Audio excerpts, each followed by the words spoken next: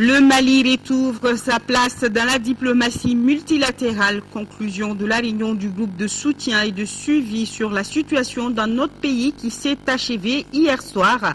La rencontre a invité au renforcement de la cohésion entre les institutions de la transition et à l'organisation d'élections libres et transparentes au cours du premier trimestre 2013.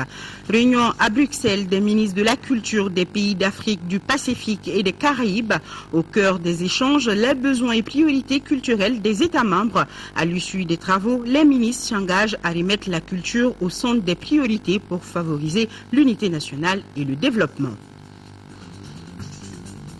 Sport basketball, la récompense du mérite pour les meilleurs. La Fédération malienne de basketball renoue avec la tradition. Des distinctions ont été remises à tous ceux qui ont contribué au rayonnement de la discipline, sitôt au cours d'un dîner gala dénommé la Nuit des récompenses.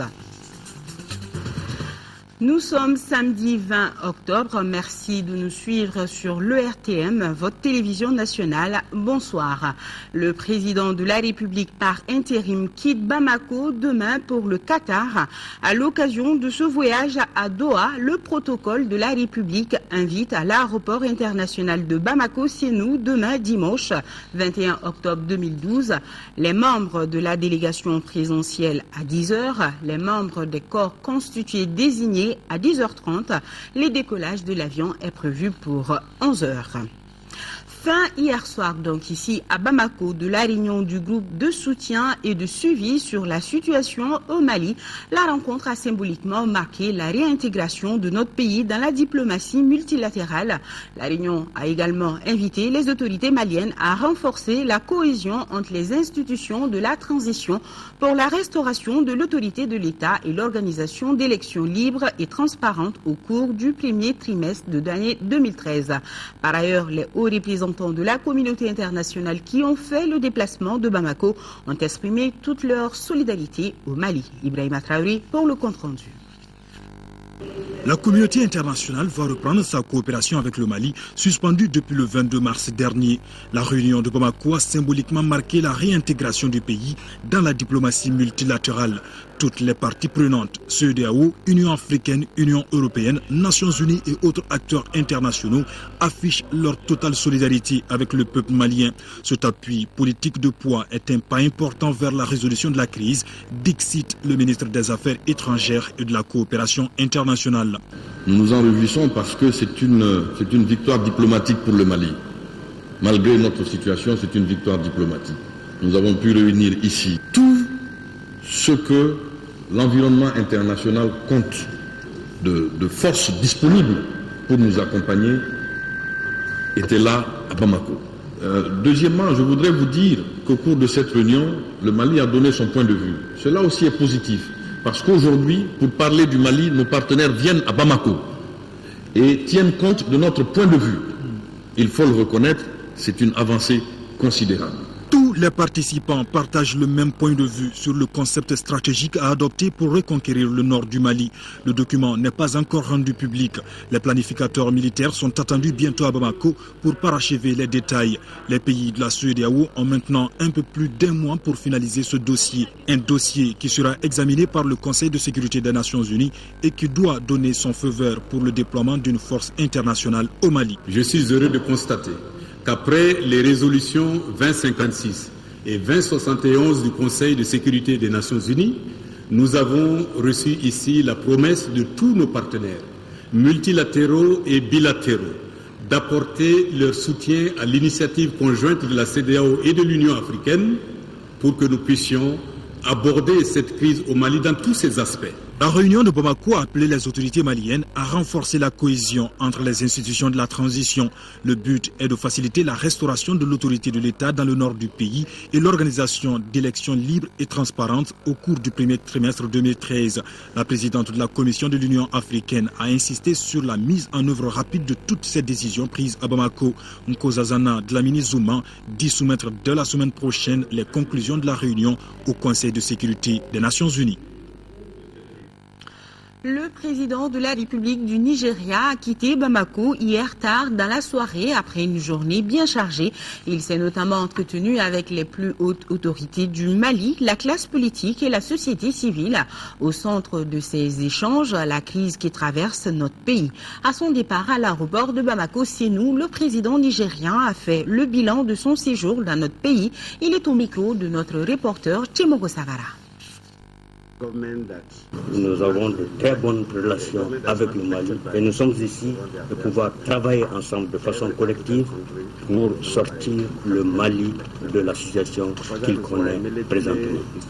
Nous avons pensé qu'il c'est bon de venir rencontrer, discuter, échanger avec toutes les parties concernées, avec le président de la République, avec le Premier ministre et le gouvernement et le Parlement, l'Assemblée nationale du Mali, afin de pouvoir collecter le plus grand nombre d'informations et de perceptions qui vont aussi nous permettre d'émettre notre point de vue et la solution à parfaire pour une sortie de crise du Mali.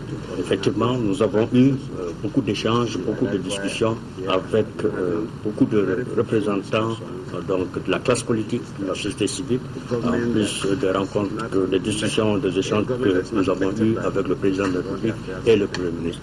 Donc vous savez très bien que la situation qui prévaut au Mali n'est pas seulement l'affaire du Mali, ni de la sous-région. C'est une situation qui en appelle à l'intervention donc de toute la communauté internationale, de l'Afrique. Vous avez remarqué également que ce n'est pas seulement que les pays de la CEDEAO qui sont concernés ou intéressés à cette situation. Il y a l'Algérie qui n'est pas membre de la CEDEAO, il y a la Mauritanie qui n'est pas membre de la CEDEAO. En fait, c'est toute la communauté internationale qui va s'atteler afin de trouver une solution à la crise malienne. Dans les jours et semaines qui vont suivre, nous allons avoir des rencontres au niveau de la CEDEAO. Nous allons continuer toujours à prendre au Conseil et avoir les recommandations et les propositions du président de la République afin de nous prémunir de tous les aspects, de tout ce qui est possible qui va nous aider à résoudre le problème malien. Voilà, c'était là le président de la République du Nigeria qui était en visite hier à Bamako. Série d'audience à la présidence de la République, professeur Dionkouda Traoré a reçu le secrétaire général adjoint de l'ONU, le président de la commission de la CEDEAO et le représentant spécial de la France pour le Sahel. Tous ont exprimé leur détermination à accompagner le Mali dans la reconquête de son intégrité territoriale. Selon eux, la résolution 2071 adoptée par les Nations Unies est un atout considérable pour parvenir à ce résultat. Daouda Zoumana Traoré, reportage. La réunion de Bamako sur les crises que le Mali traverse a été productive et constructive à la fois, selon le représentant des Nations Unies. Nous avons constaté qu'il y a une unité totale pratiquement sur l'assistance au Mali à cette période très importante pour les Maliens.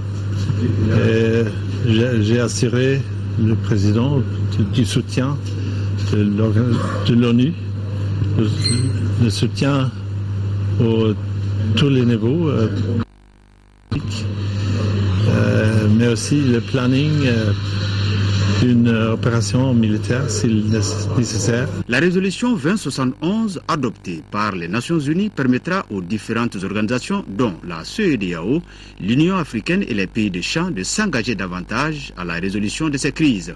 Pour ce faire, le Mali est acteur et non spectateur. J'ai pu lui exprimer notre satisfaction pour le succès de la rencontre d'hier qui a vu se créer un consensus et une unanimité internationale pour assister le Mali à travers cette grave crise que vit le pays.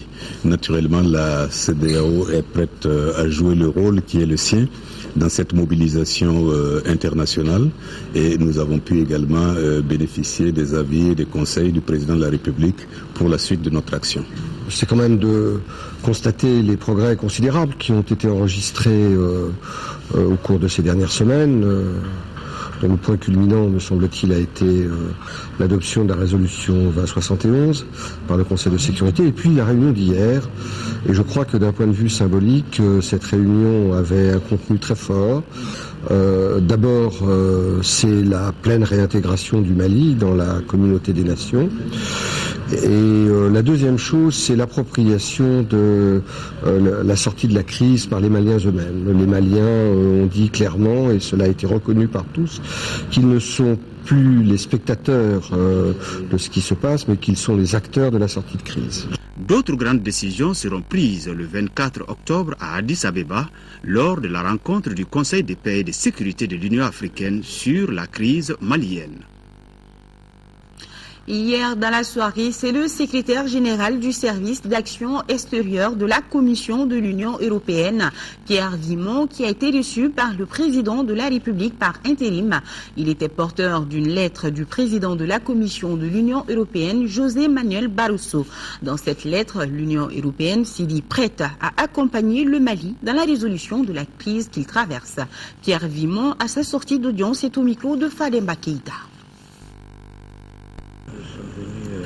D'abord lui remettre la réponse de l'Union européenne à la demande d'aide, d'assistance qu'il avait transmise il y a quelques jours par lettre aux deux présidents de l'Union européenne, au président Barroso et au président Van Rompuy. Donc on lui a remis la réponse des deux présidents, qui est une réponse positive, favorable à soutenir les efforts du Mali. Pour cela, ce qui était en particulier très important, c'était la transition politique. De ce point de vue-là, nous avions tous besoin d'une feuille de route sur laquelle je comprends que le gouvernement malien est en train de travailler, une feuille de route claire sur les prochaines étapes de cette transition politique. Et donc, il nous a été confirmé que cette feuille de route serait là très prochainement, ce qui veut dire donc que pour l'Union européenne, l'aide et l'assistance que nous voulons apporter au Mali va pouvoir se mettre en place, nous l'espérons, aussi rapidement que possible. Voilà, toutes nos excuses pour la qualité du son de ce téléman.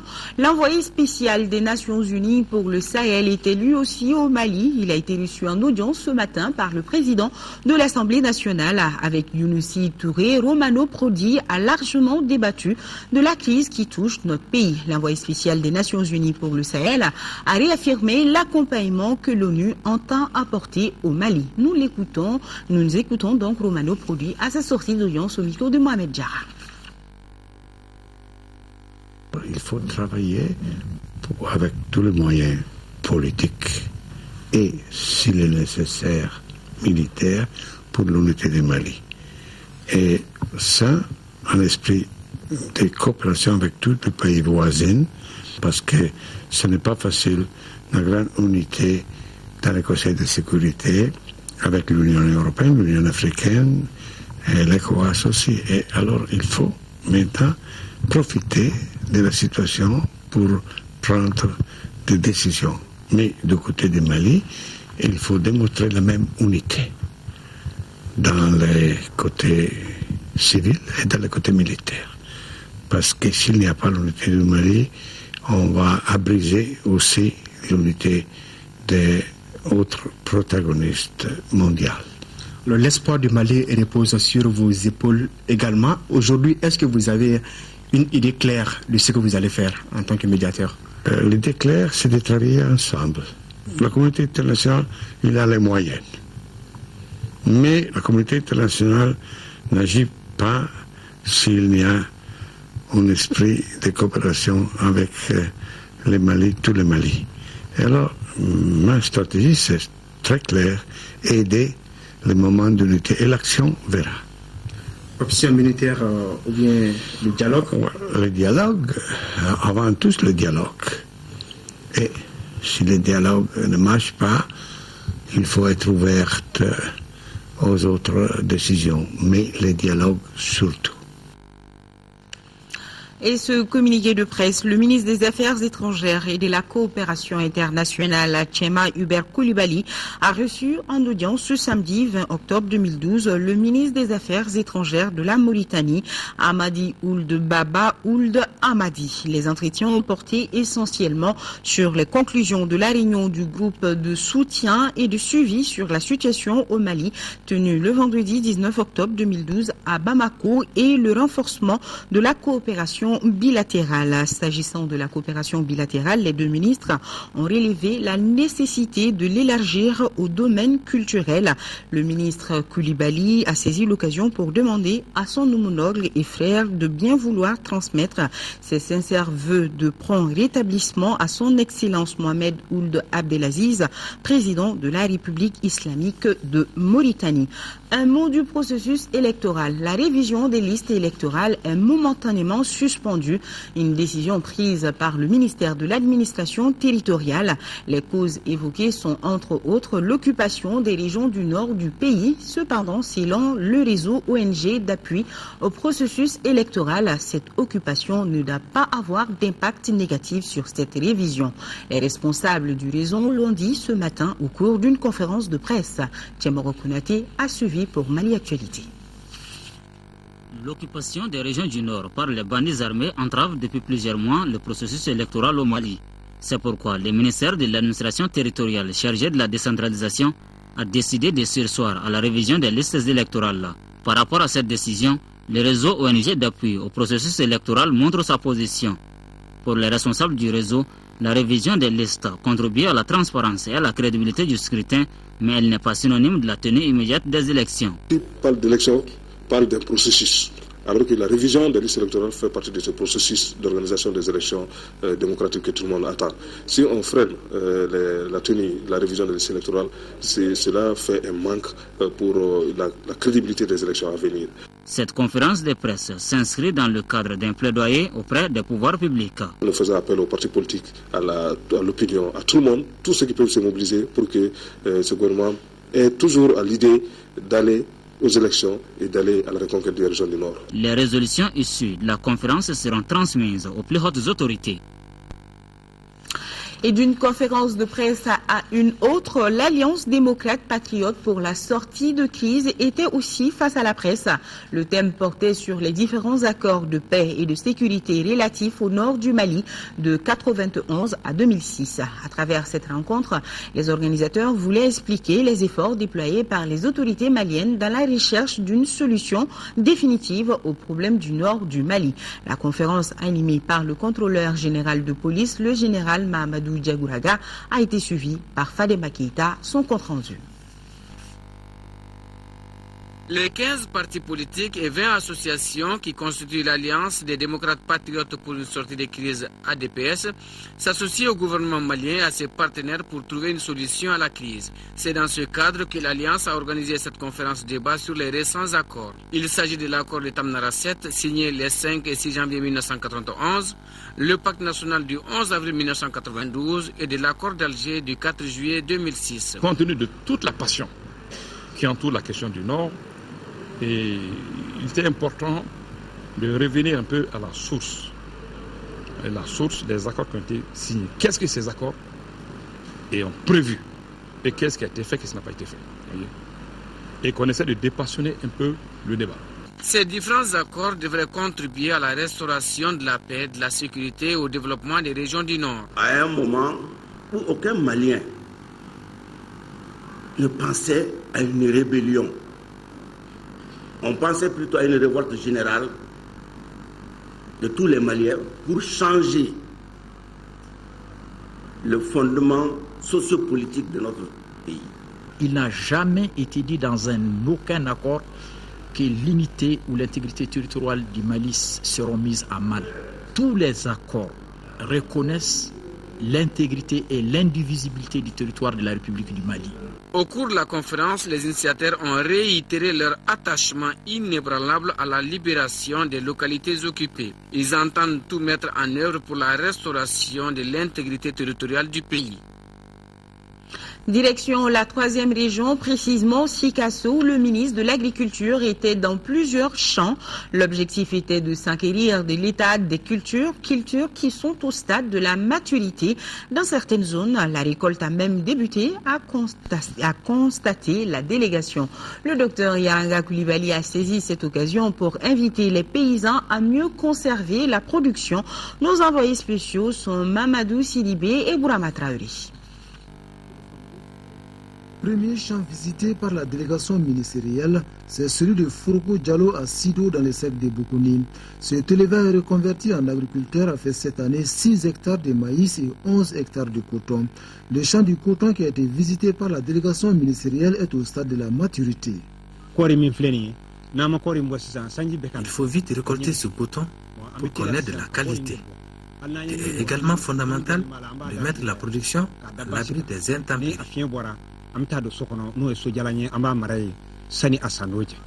À moins d'une centaine de kilomètres de là, un autre champ affiche une bonne mine. Celui de Yaya Bagayo à Zantiebougou. Ces 2 hectares de Rinerika sont en phase de récolte. Sur place, le ministre Yaranga Koulibaly a donné les premiers coups de fossiles.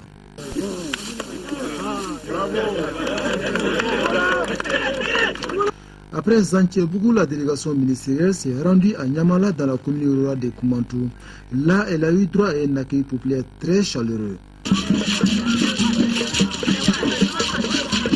Direction le champ de Bakari Togola, un paysan pilote. Comme en témoignent ses réalisations de cette année, au nombre desquelles 250 hectares de maïs, 400 hectares de riz, toutes catégories confondues, et 20 hectares de coton.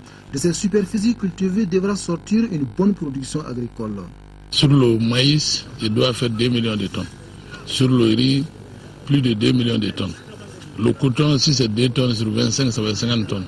À l'issue de la visite des différents champs, un sentiment est partagé. L'état des cultures est rassurant. Ce que j'ai vu sur le terrain me donne de l'espoir.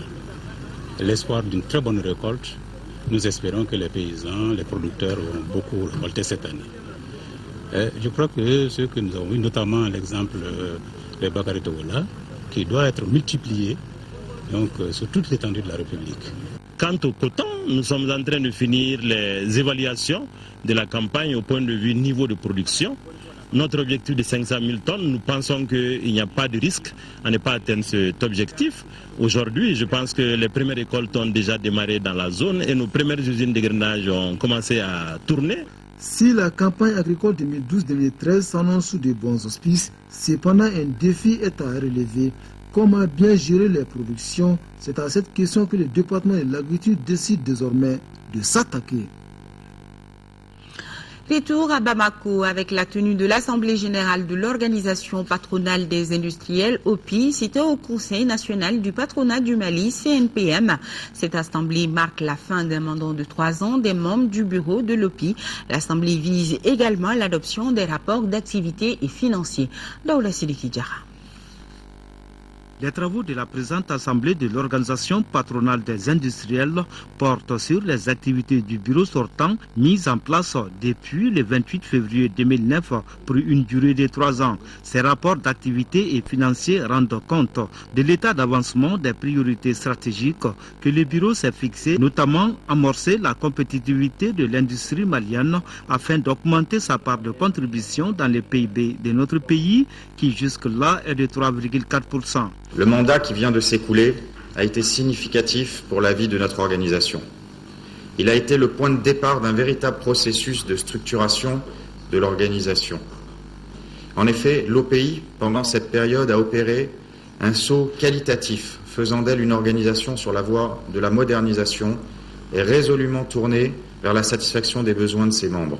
S'inscrivant dans le cadre plus général de la politique de développement industriel adoptée par le gouvernement en 2010, des efforts qui visent à intensifier notre tissu industriel et assurer une plus grande contribution du secteur privé à la croissance de notre économie et la parfaite intégration de nos entreprises au marché régional et mondial ont été adoptés. Les efforts à entreprendre devront permettre à l'industrie d'accroître durablement sa contribution à la formation du produit intérieur brut. Au regard des atouts dont dispose notre pays, ce pari, mesdames et messieurs, nous pouvons le gagner en mutualisant nos efforts et en développant un véritable partenariat gagnant-gagnant.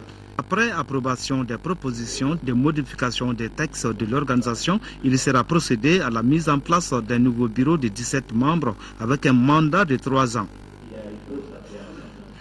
À Bruxelles, tenue d'une réunion des ministres des pays d'Afrique, des Caraïbes et du Pacifique, ils ont échangé sur les besoins et priorités culturelles des États ACP. À l'issue des débats, une déclaration a été adoptée. Elle porte sur l'engagement de ces ministres à remettre la culture au cœur des priorités et à faire un plaidoyer pour montrer que la culture est un des fondements de l'unité nationale et un gage de développement. Fatoumata Diallo, correspondance. La culture est fondamentale pour les États et régions ACP où elle continue d'avoir un impact considérable sur la cohésion sociale, la prévention des conflits ainsi que le développement économique et social. C'est dans cet esprit que le secrétariat du groupe ACP a réuni les ministres en charge de la culture dans les pays ACP afin de mener une réflexion sur la manière dont la culture doit continuer d'enrichir la vie des populations ainsi que l'immense potentiel qu'elle offre pour le développement futur.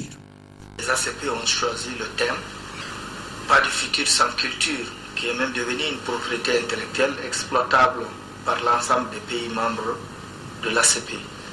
La réunion aboutit à l'adoption d'une déclaration dite de Bruxelles qui servira de feuille de route pour les pays ACP pour les années à venir. Elle a aussi adopté une déclaration de solidarité avec le peuple malien suite aux destructions par les groupes armés de sites de patrimoine culturel. Les grandes lignes de la recommandation, c'est d'abord fixer la périodicité des réunions qui a été adoptée par les ministres tous les 2 ans. Ensuite, essayer de lier à ces réunions des festivals, donc l'organisation d'un festival qui regroupe tous les pays membres des ACP. Le ministre de la Culture, M. Kébé, à marge de la réunion, s'est entretenu avec le secrétaire général du groupe ACP sur l'évolution de la situation au Mali. M. Mohamed Ibn Chambas s'est dit satisfait de la résolution des Nations Unies sur le Mali et a souhaité qu'une approche commune entre l'Union européenne, l'Union africaine, la CEDEAO et les Nations Unies se réalise pour la restauration de l'intégrité territoriale du Mali. Concernant la destruction des sites culturels au nord, le secrétaire général a assuré au ministre que son organisation fera de son mieux pour aider le pays à reconstruire et préserver son patrimoine culturel.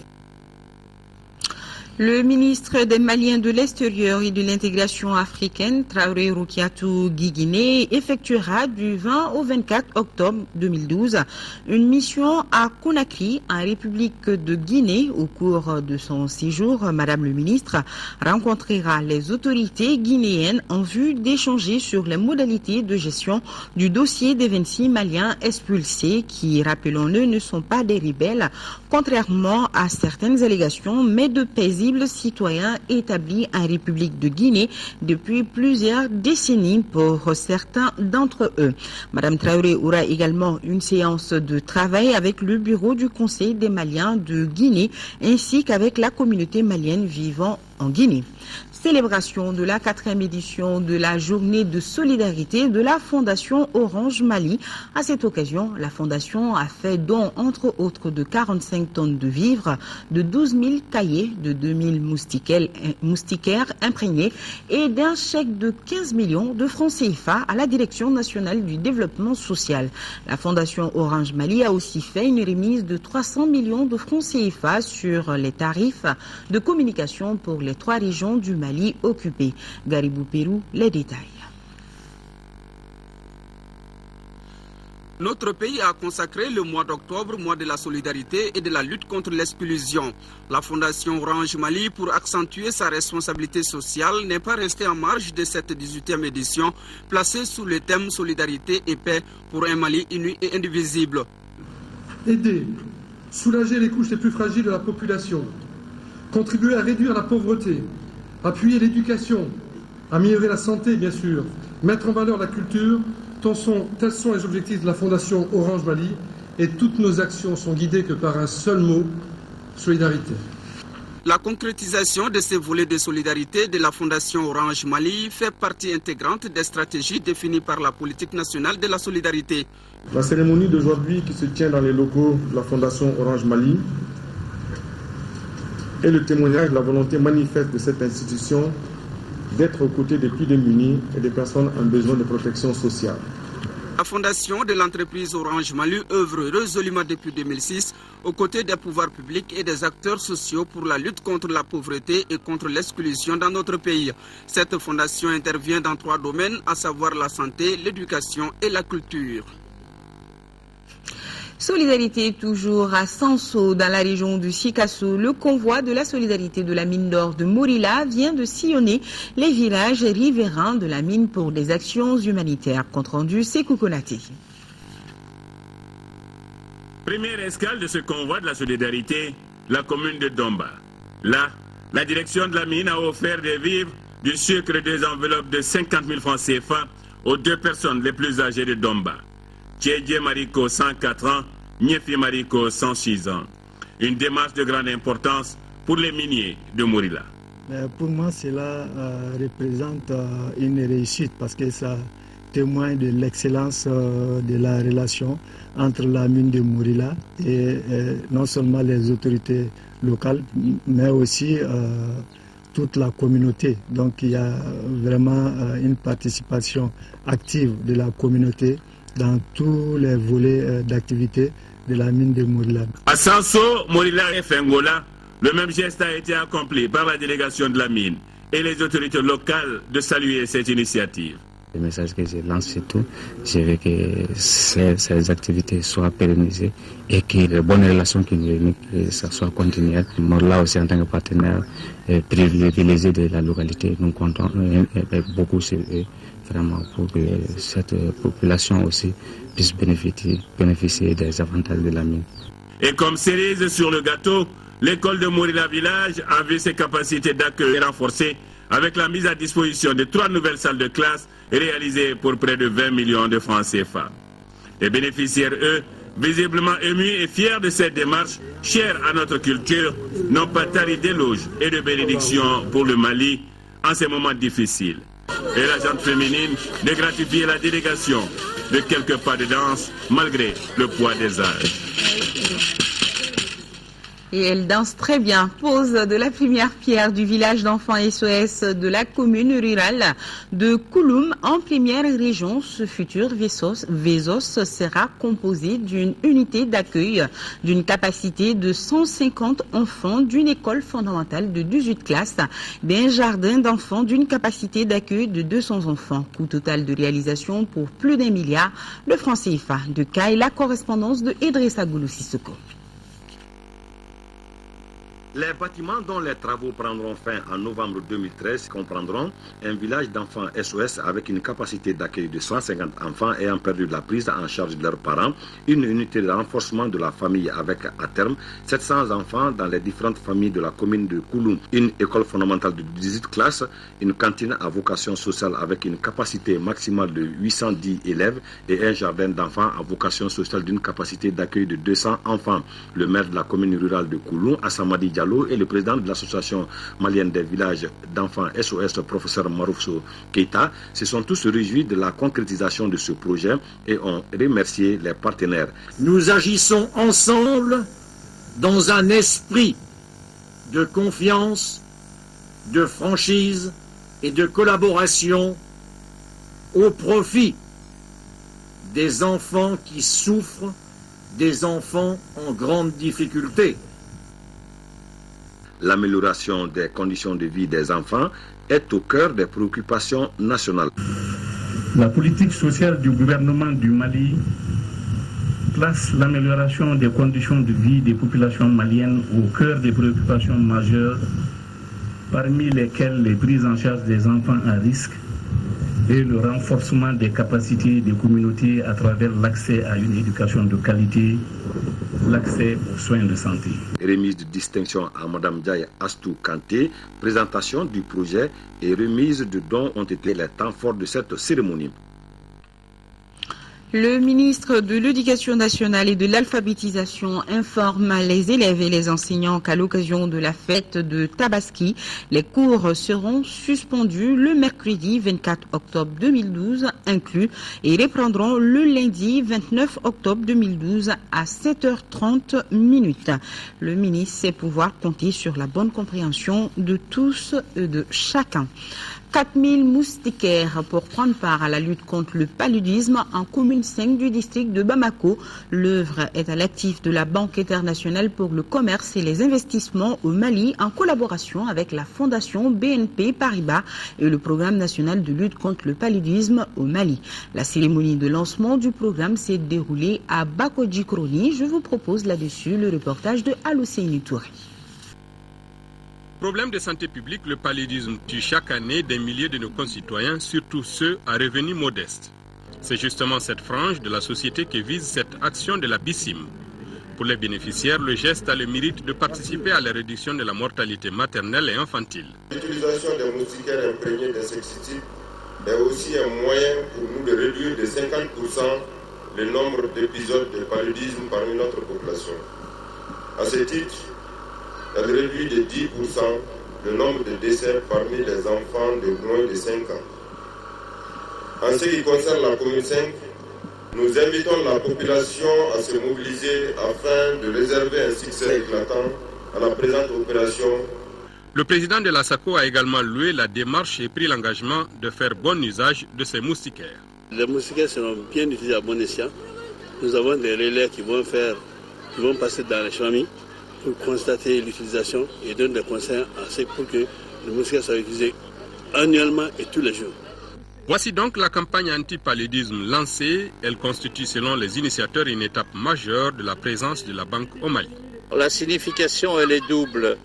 D'abord, c'est pour montrer que la BICIM est une banque de proximité, à la fois dans les actions comme celle d'aujourd'hui où nous souhaitons nous rapprocher des populations les plus démunies, mais également dans le travail de tous les jours.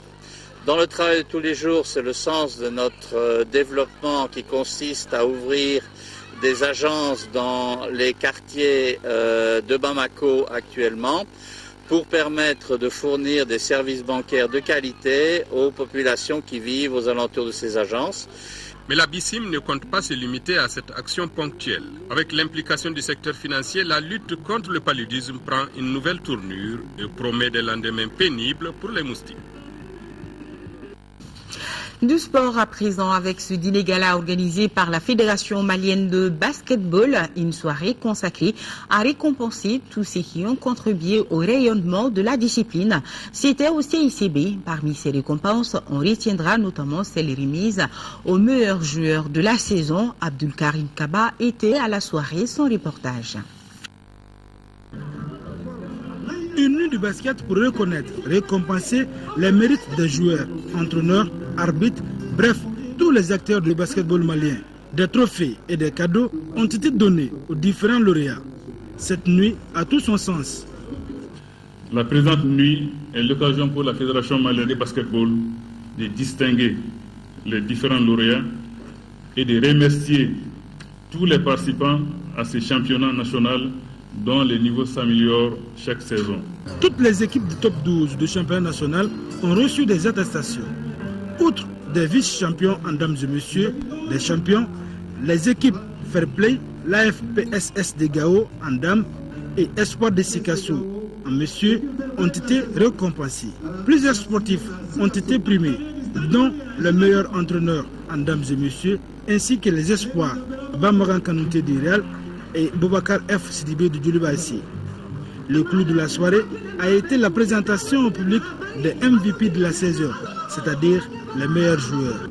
Le roi Younoussa Suleiman Maïga, meneur de l'ASR de Bamako, et la reine, le pivot du stade malien de Bamako, Kankou Koulibaly. Puisqu'il n'y a pas d'avenir radieux sans un regard critique sur le passé, la Fédération malienne de basketball a rendu hommage aux anciens pour leur travail. Dans toute chose, il y a toujours des pionniers et il ne faut jamais oublier les pionniers. Donc je félicite la fédération d'avoir aujourd'hui, la fédération malienne de basket, d'avoir aujourd'hui songé à rappeler que les bases, les fondements aujourd'hui du basket, c'est parce que certains hier s'étaient sacrifiés. Et merci pour les récompenses qu'on a données à ces anciens. Les morceaux d'Adiasmono et de l'orchestre d'Edmond Diabaté ont meublé la nuit du basketball dans la salle des banquets du CICB. Sport toujours, football, Coupe de la Confédération. Le stade malien de Bamako et les Djoliba AC disputeront demain dimanche la 6e et dernière journée de la phase de poule. Le stade malien de Bamako reçoit les Marocains du Wydad de Casablanca et le Djoliba AC est en déplacement à Dolosi pour affronter AC Léopard du Congo. Revue de troupes de nos deux représentants dans la compétition avec Silagatou Sissi. Éliminé de la phase de poule avant cette 6e et dernière journée, le stade malien de Bamako, 2 points, essaiera de sauver l'honneur ce dimanche face aux Marocains du Wydad de Casablanca, 3e, 5 points, eux toujours en course pour une éventuelle qualification en demi-finale. À l'aller, les deux équipes s'étaient séparées un but partout. Le stade malien de Bamako, vainqueur de l'édition 2009, n'a jamais su prendre la température de cette nouvelle randonnée. On va tout faire pour sauver l'honneur quand même, parce qu'on ne peut pas faire 6 matchs sans gagner. Comme c'est déjà fini, nous pensons déjà à l'année prochaine. Tout au long de la campagne, le moteur était en panne sèche. On va mettre l'honneur en jeu pour aborder ce match dans la tranquillité, dans le fair play, ensuite beaucoup de concentration pour au moins faire vivre le cœur des services, les responsables, pour qu'ils puissent comprendre que la saison n'est pas aussi totalement perdue. À Sotiba, les supporters méditent sur le sort de leur club.